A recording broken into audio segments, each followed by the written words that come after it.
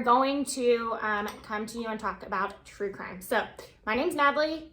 My name's Erika. And so we're best friends. We've been best friends since we were like 9, 10. 9. Well, you don't like me at first. So like we've known each other since we were 9. Actually, I did like you. Oh, I didn't like Kaylin. Sorry, Kaylin. That's why we can make fun of Kaylin, because she's also our best friend. Love you, Kaylin. Yeah, I love you now. Cheers, Kaylin. Cheers, Kaylin. So we both love true crime.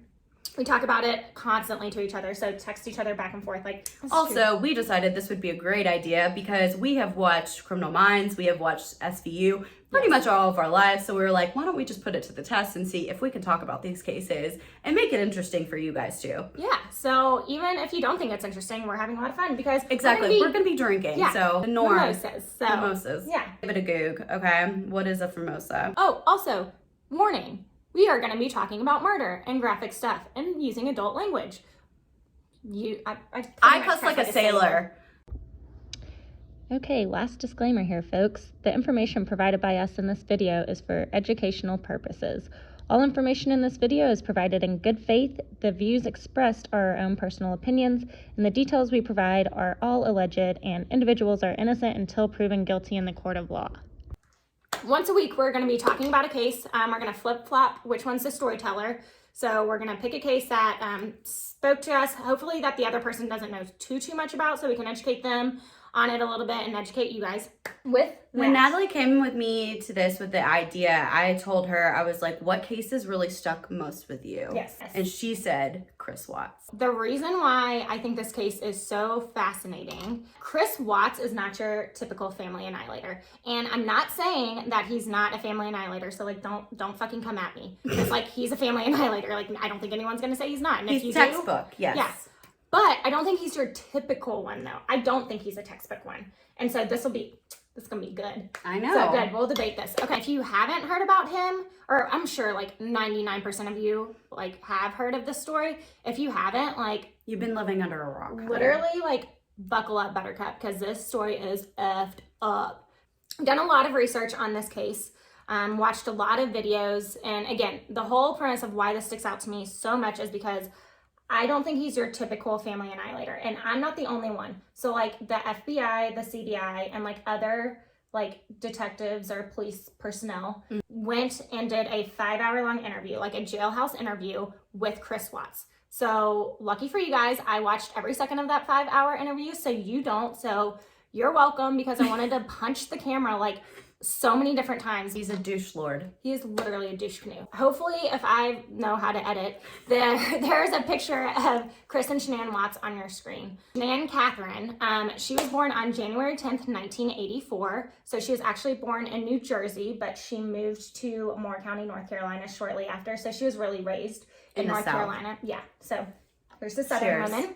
Parents are Frank and Sandra. And first off, they are like the best parents in the world. She also had a brother named Frankie, who they were extremely, extremely close. He referred to her as her best friend. Shanann's friends, such good things to say about her. It's positive, like they said there was like a bright light in their lives. Like, Erika, you're my bright light. I mean, if I ever go missing, I really hope people talk about me like they're talking about her. I highly doubt it. No, I'm gonna tell them the truth, so don't go missing. Switching gears over to Chris. So, Chris Lee Watts, he was born on May 16th, 1985. So he was actually born and raised in North Carolina. His parents were Ronnie and Sydney Watts, and he had a sister named Jamie, which I actually didn't know before I researched all this for this, that he had a sister. Yeah, she's not really mentioned in any of like the documentaries. I mean, it's probably for her protection too. Yeah, because why would you want to be linked with him? Yeah, no, I agree. Like Chris and Shanann, they only went to high school 50 minutes away from each other, but they didn't actually meet until 2010. And so Chris actually sent Shanann a Facebook message, and she actually rejected it. So she had just come out of a divorce. That a girl. Yeah. And she's like, keep them going, keep them wanting it more. Chris was persistent and sent her another one. And so finally, like 2 months after the first one, she finally accepted. And she was like, what's the harm? Like, I'll never meet him anyways. 2012, and they're married. Something that I thought was really interesting is his family didn't come to the wedding. The reason why is that Chris's mom, Cindy, said that it just there was too much tension in the family, and it came down to the fact that her and Shanann just could not get along. And I would have been like, women in his life, like, suck it up for each other. It's one day, like, he's gonna regret not having his family there. And I'm not a Chris Watts supporter, but like, his family should have been That's there. very strange. Right? I know, I agree. So red flag number one in this whole... Well, I wanted to back it up. The red flag number one was actually his persistency with trying to get her to respond to a Facebook message. Do we know how many times he actually... Cute? Oh, in between that? How many Yeah. times he did? Yeah, no, I don't know. I don't know. Do you guys know? Let us know. Let Is us he weird, know, or is it because cute? Is it weird or is it cute? 15. this goes back to the typical family annihilators and also sociopaths, because once they get their hooks on something and want what they want, they are very persistent. I don't know if it's that persistent though. And let us know what you guys think, because obviously I thought it was cute. She thinks it's weird and persistent, and like the first red flag. I'm just pointing out a couple of things. I have a background in mental health, by the way. So does she. I do. So Erica's is much stronger though. I do. I was a therapist for a while. I'm just going to point out some red flags that might come up. Yes, but we are not, disclaimer, we are not diagnosing Chris Watts on this at all. Okay, and we're back. So, shortly after the wedding in 2013, the couple moved to Frederick, Colorado. And then just a few months later, on December 17th of 2013, they welcomed their first child, Bella Marie Watts, into this world. And they were extremely, extremely proud parents. When people talk about Bella, just talk about how she was completely filled with joy. She was so happy all the time. And one thing that I thought was so cute is that they often referred to her as Shanann's mini-me. Aww. I know, right? Ugh, break my heart. So then just a couple years later, on July 17th of 2015, the couple welcomed their second daughter, Celeste Catherine, and they adorably nicknamed her Cece, which I think is just so cute. And one thing that I love about this, and I didn't know this either, is that Cece's middle name was like a tribute to Shanann, because her middle name is also Catherine. So they share the same middle name, which I thought was just a really neat connection that these two had together. So after Cece was born, Shanann actually left her job. She had been there like quite a few years. She was an HR specialist at the local children's hospital, and she actually left to stay at home with her kids. And like, stay at home, I say that because she still works. So she joined an MLM called Lovelies, which we need to get into MLMs anyways. Yeah, I mean, if you do them, good for you, but so okay, if you do an MLM and you're successful, great for you, not for us. Shanann, so she was at Lovelies, which is better known as like the Thrive patches. I don't know if you guys have ever heard of that, but like they're like health supplement patches of some sort. But she was actually pretty successful in this. So she did get a car. So her company paid for one of their cars. Yeah. One of the reasons that I think this case touched so many people and sticks out to so many people is because this family's life was documented through videos and pictures on Facebook. And the reason for that is because of Shanann's job. Yeah. So from the outside looking in, like, they look like the perfect family, right? But we all know, like, there's no such thing as a perfect family. Okay, so like, all together, we're gonna do this together, okay? There's no such thing as a perfect family. Okay? Never. Okay. Never. Despite the fact that Shanann had extremely hard work ethic and that Chris worked at the petroleum company full-time, all the medical bills from Shanann's lupus, you know, their student loans, they had a hefty mortgage. The family ended up filing for divorce in 2015. Fast forward though to June of 2018, and the couple seems to be back on track, and they have some actual like really exciting news to share with everyone.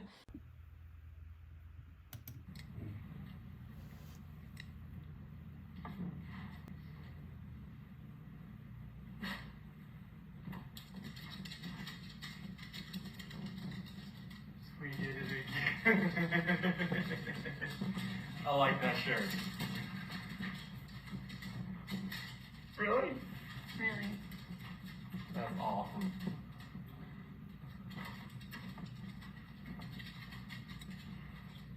So pink means...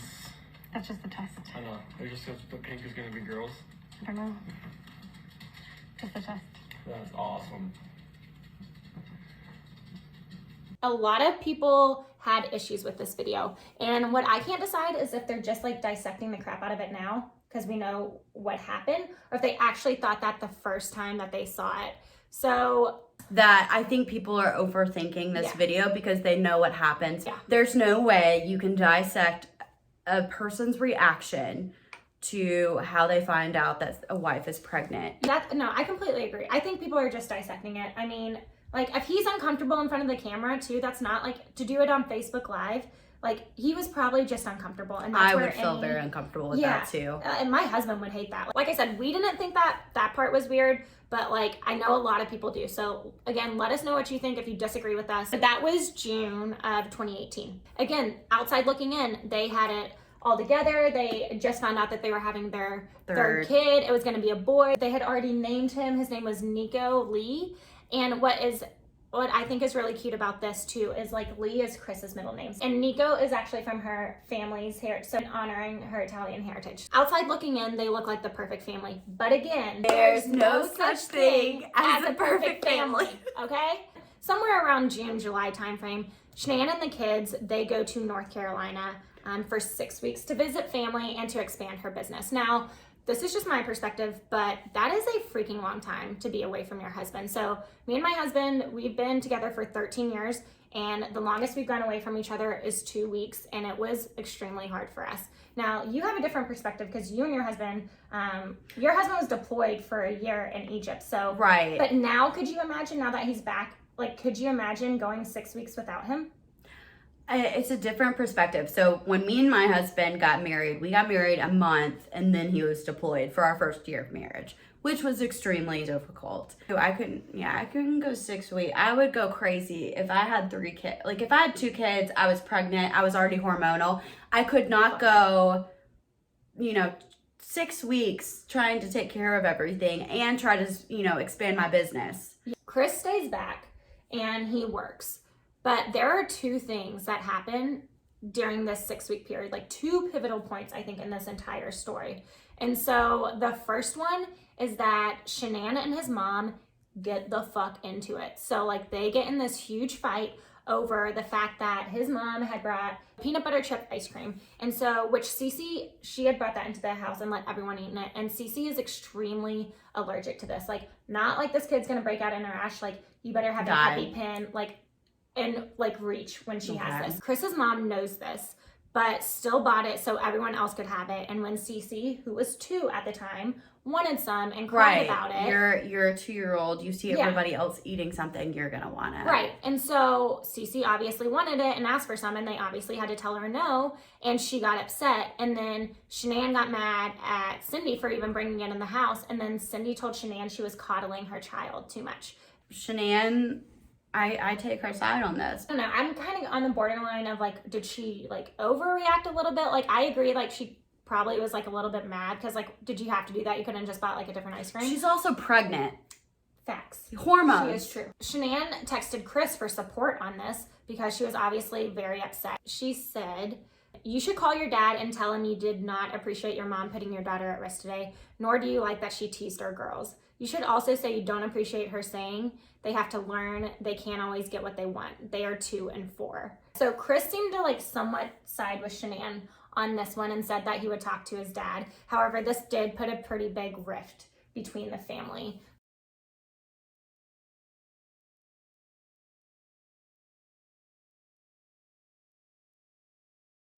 Cheers, queens. Cheers. Oh, shit.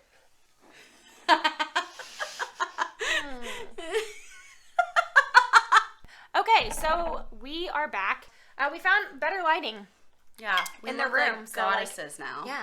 And also, we forgot to put the microphone in last time, so just let's give ourselves a round of applause for how great this is going. We're doing so well. Okay. Lord. When Shanann went with the kids to North Carolina, again, I said that there were 2 pivotal moments. The first one was the fight with Shanann and Chris's mom. So, let's try the... Pay attention to me! Sorry, there's drama at Orange Theory. Okay, go. That's the most, like, middle-aged white woman thing I think I've ever heard you say. So, the 2 pivotal points. The first one was the fact that Shanann and Cindy got into it over the ice cream with Cece. The second important thing, I bet no one can guess this in a murder case where the husband murders the wife, but drum roll, please.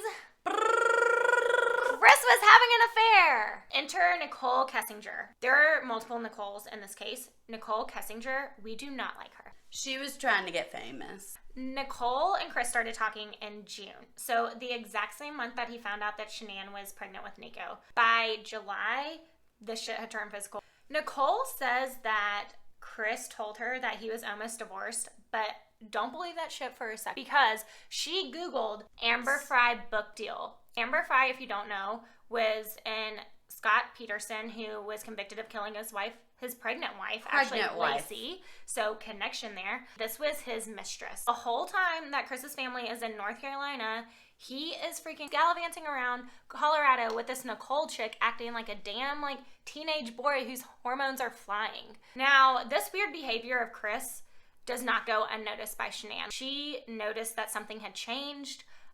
He wasn't taking all of her calls or responding to all of her text messages. When he did respond to text messages, it was really short. That women's intuition, definitely. We always know. Yeah, red flags were starting to go off. She was starting to get concerned, so she was really excited that Chris was flying at the end of July to come meet them out in North Carolina, and they were going to have a week together as a family in North Carolina.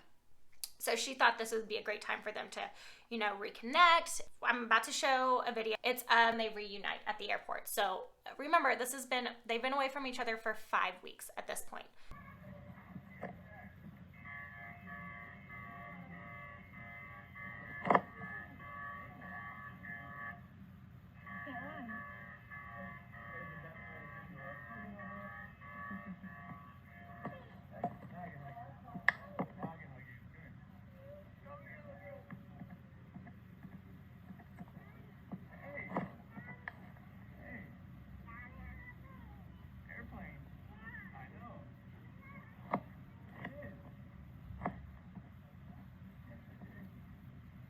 It's really cute that he connected with his kids or whatever, but there was no connecting with Shanann. And 5 weeks away from my husband, I would have damn near tackled him in the airport. Chris and Shanann and the kids spent a week together in North Carolina.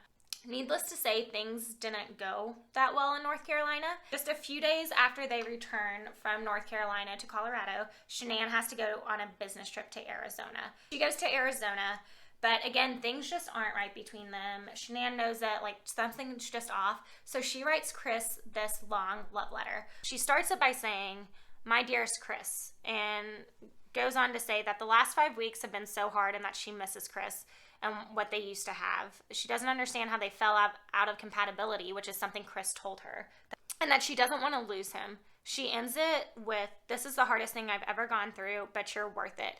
Tell me what you need. I love you, baby, with all my heart, always and forever. Love, Shanann." While Shanann is in Arizona working, Chris is still doing his thing with Nicole. They go out to a bar and get dinner and stuff. And this freaking idiot, tell me if you think he wanted to get caught, but this idiot uses his credit card that he shares with Shanann, where they get alerts on their phone when it's charged. Shanann gets this alert that, at a bar, right, where he spends $100 and something, and he told her that he went to dinner alone. She questions him about this, and Did you get the lobster and the steak? What the fuck are you getting? He says the salmon was expensive. You liar. Remember, Shanann's in Arizona when all this happens. So she's confiding in her friends that things just aren't going very well between the two of them. But she was fighting. She had written this letter to Chris on August 13th at 1:48 a.m. Nicole Atkinson, not the bad Nicole, we like this Nicole. Nicole Atkinson, good Nicole. Nicole Kessinger, bad Nicole. Side note, girls, get yourself a Nicole Get Atkinson. yourself a Nicole Atkinson. She is just stop. Round of applause. Yeah, you are the real MVP of this story. You are. I'll be your Nicole. You've always been my Nicole. Nicole drops Shanann off 1:48 a.m. Shanann goes into the house and she crawls into bed. And her and Chris actually have sex, and then she goes to sleep. So Chris's alarm goes off at 5 a.m. and he wakes up and he gets ready. He decides that this is the perfect time at 5 o'clock in the morning to wake his pregnant wife, who got home at 2 o'clock in the morning, to talk about their marriage and their future. Guys, life advice. Don't wake a woman up at 5 o'clock in the morning. Especially do not wake a woman up at 5 o'clock in the morning if she is pregnant. Don't fucking wake us up. He decides, again, to wake her up at 5 o'clock in the morning and start having this conversation. So he refers to it as an emotional conversation. He basically says he's over it. He wants a divorce. She accuses him of cheating. He said that Shanann said, "You'll never see the kids again." And that's when he said he lost it. What happened next is he is on his pregnant wife, takes his bare hands, and strangles her to death. When they asked him how long it took to strangle Shanann, he felt like it took forever and at least 4 minutes. So homeboy had 4 minutes to change his mind. Ugh, I hate this guy. Okay, we gotta take a drink before this.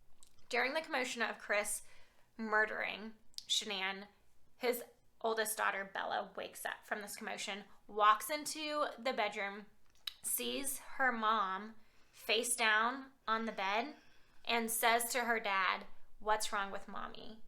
And his response was, "She's sick." Chris proceeds to take their master bed sheets, wrap her up, because he couldn't carry her downstairs, wrap her up in this bed sheet, pull her off the bed, and pull her down the steps. Meanwhile, Bella is watching all of this.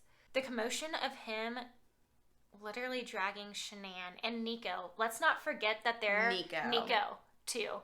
Down the steps, Cece wakes up. So now both of his daughters are awake watching this happen. Chris goes, backs his truck up into the garage, pulls Shanann's body and puts it in the floorboard of the backseat of his truck. He then proceeds to take his 2 daughters, who just had to witness all of this.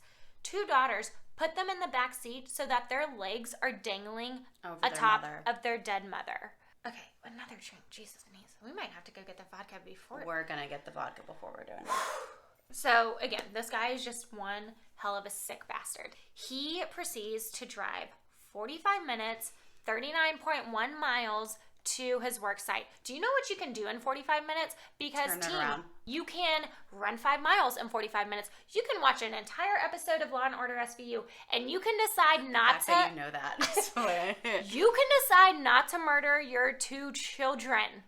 I guarantee you that Shanann's parents, who Bella and Celeste referred to as Nana and Pop Pop, would have taken them in a heartbeat. I think Chris Watt's parents would have taken them in a heartbeat. Like, there is absolutely no excuse for this. Chris goes into and drives his truck to these oil tanks, drums. He then takes Shanann and Nico and he digs a grave and throws Shanann's body face down.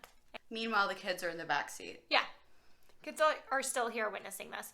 He then goes back to the truck. He goes to Cece, who has her blanket, which is her security blanket that she has all the time. It's a little Yankees blanket. He takes this and smothers her to death with it. He then takes her, walks up to the top of this oil drum, stuffs her body into an 8-inch wide hole. And I use the word stuff very intentionally there because he had to literally make her fit into this to where, like, there were broken bones in her body to get her into this tank. He walks back down the steps and he goes to Bella. Bella asks him, "Daddy, is the same thing that just happened to Cece gonna happen to me?" And Chris's response to this is to take that same Yankee blanket that was Cece's safety blanket and smother Bella. Now, Bella put up a fight. So she first screamed, "Daddy, no." And Chris says that this still haunts him. Those words haunt him to this day. As they should. Hope it does. She fights back so hard that there are cuts in her mouth and her tongue. She tears her tongue. So that like little part in between your tongue that connects it to the base of your mouth, that was completely torn on her. So she put up a fight. But unfortunately, her dad was just stronger and smothered her to death. He then proceeds to take Bella's body and walks it up to the other oil tank and shoves her in there. Now, Bella is 4 years old, so she is bigger than Cece. So he has to shove her in there so hard that when detectives went to the oil drum, there were pieces of her skull and hair on the outsides of this where he pushed her in so hard. One of the worst parts about this is Bella not only had to see her mom be drugged down these steps, she had to witness her little sister be murdered. And then she knew what was happening to her. Chris sucks. Okay, getting through that part deserves another drink. Yeah, cheers. Cheers me. So now to my favorite part of the story, how this douchebag gets caught. Remember Nicole Atkinson. This is the good Nicole. We like this Nicole. So Shanann had a doctor's appointment, an OBGYN appointment for Nico because Nico had an irregular heartbeat. So she had an appointment at 10 o'clock that morning. And so Nicole texted Shanann and asked how the appointment went. Shanann didn't respond back to Nicole, which was weird. Right. Again, these two were besties. They text each other all the time. Nicole started to get worried. So she calls Chris and was like, hey, Chris, like, have you heard from Shanann? And Chris was like, no, she was supposed to be on a play date. I haven't heard from her since then. Well, Nicole tries to text her and call her a few more times, doesn't get anything.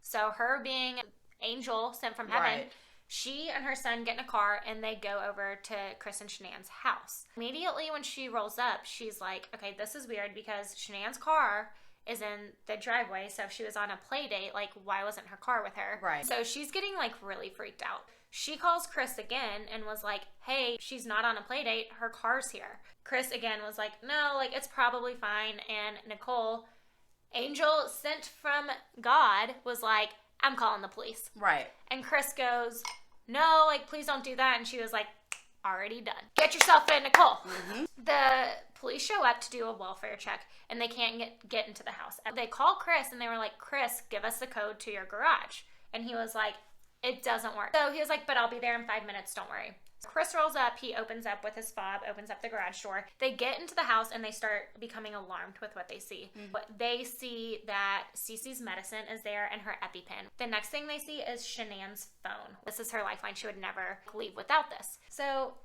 the police officer was like, Chris, can you unlock her phone so we can get into it? And Chris goes, I don't know the code.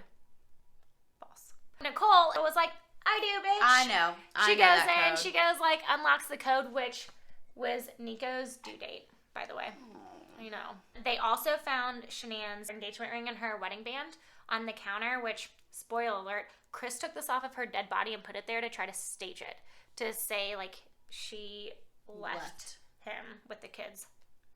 Disgusting. That's so gross. Going through the house and, you know, they're getting really concerned. Chris is, like, acting, like, weird, but, like, nothing to send, like, huge flags to anyone yet. Mm-hmm. What they do next is they start, like, scouring the neighborhood. They start questioning the neighbors. Chris and Shanann's next door neighbor was like, hey, I have a camera that looks, like, directly into this. And this is where Chris's story starts to unwind.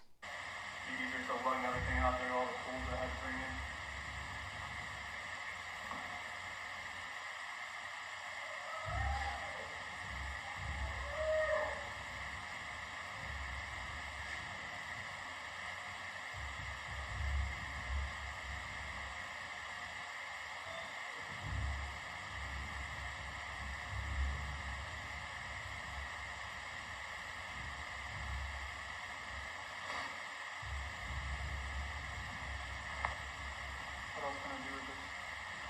Homeboy looks scared shitless. Yeah. The police continue their search. They continue to talk to Nicole. They continue to talk to Chris throughout the day. Then the next day, Chris does an interview with the local news. That, side note, Nicole Atkinson, the good Nicole, she sets up this interview because we've got to get exposure to this case. So this interview is where not only the police, but also the world turned on Chris. So if Nicole would not have set this up and made Chris do this, he probably wouldn't have been caught as fast. I think she just took off, do you think? I mean, right now I don't even want to just, like, throw anything out there. Like, I hope that she's somewhere safe right now and with the kids. But, I mean, could she have been, could she just taken off? I don't know. But if somebody has her and they're not safe, like, I want them back now. Like, that's what's in my head. Like, if they're safe right now, they're going to come back. But if they're not safe right now, that's the not knowing part. Like, if they're not safe, last night I had every light in the house on. I was hoping that I would just ran over by the kids running in the door and just, like, barrel rushing me, but it didn't happen. And it was just a traumatic night trying to be here. My last question, if you have any, so feel free to step in. My last question is, if your wife can see this, if she can watch these, what would you like to tell your wife and your kids? Shanann, Bella, Celeste, if you're out there, just come back. Like, if somebody has her, just please bring her back. I need to see everybody. I need to see everybody again. This house is not complete without anybody here. Please bring her back. First off, like, that interview is just weird. He's smiling and smirking throughout the entire thing. It's very focused on him. This is where, like, police officers, the FBI, CBI, and the local detectives, they were all watching this interview, and they were like, Something's what? not adding up. Yeah, like, WTF.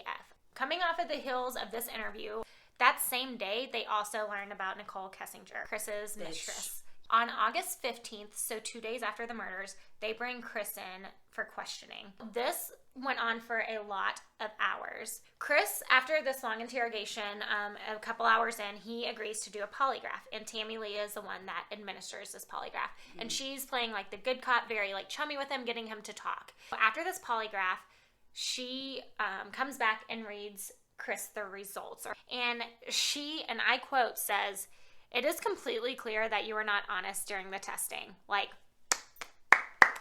she then says, "Chris, I'm so glad you're such a bad liar."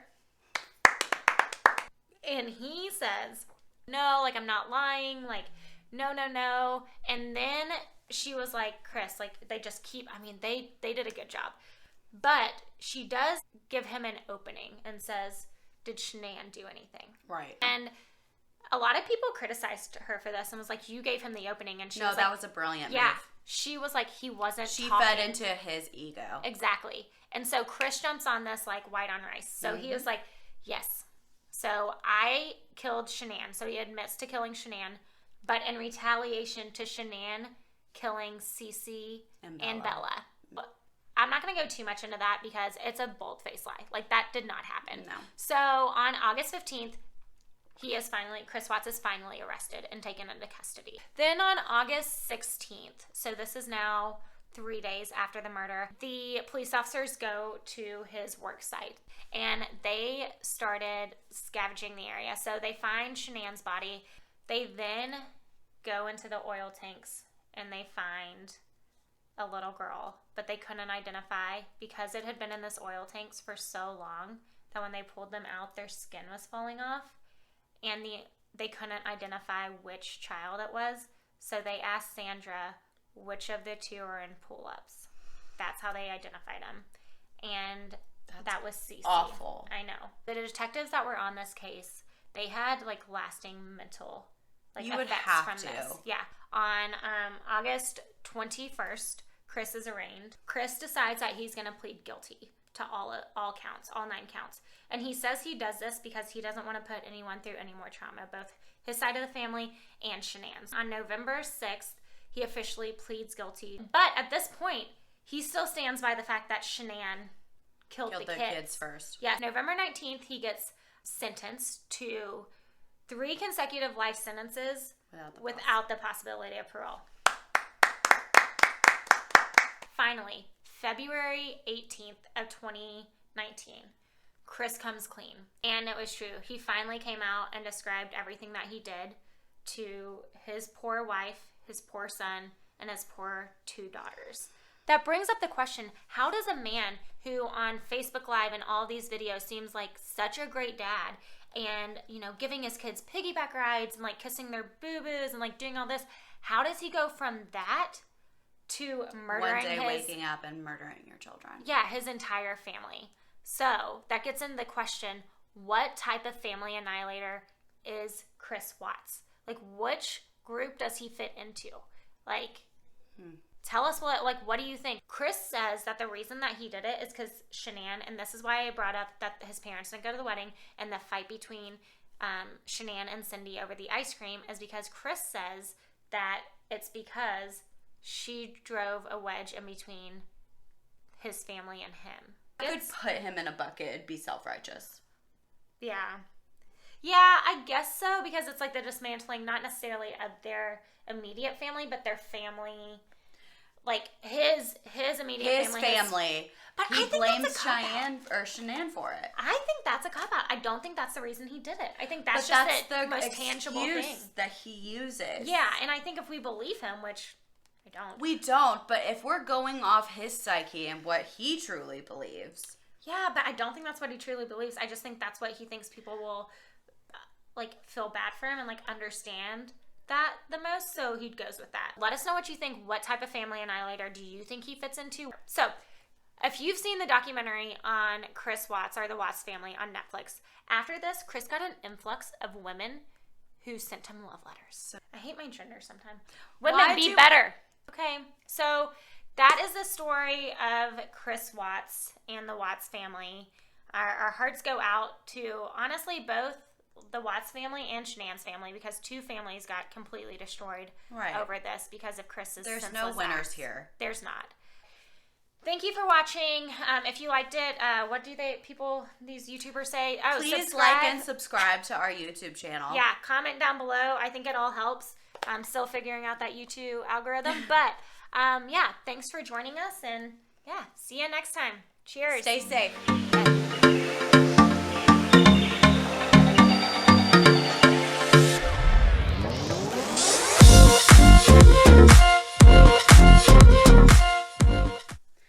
Okay, I'm gonna need a splash of orange juice. I can help you with that. Oh, the door's open. Lord. They just want to spread their seed everywhere. It's disgusting. I've never seen that coming. That escalated quickly. Yes. She gave it a goog. Yeah. I like my husband. I'll keep him. Will you? Is he peeing on my yard? I'm getting heated. God, we sound old. All of the drinks, too. Speaking of drinks. What's your love language? Nope.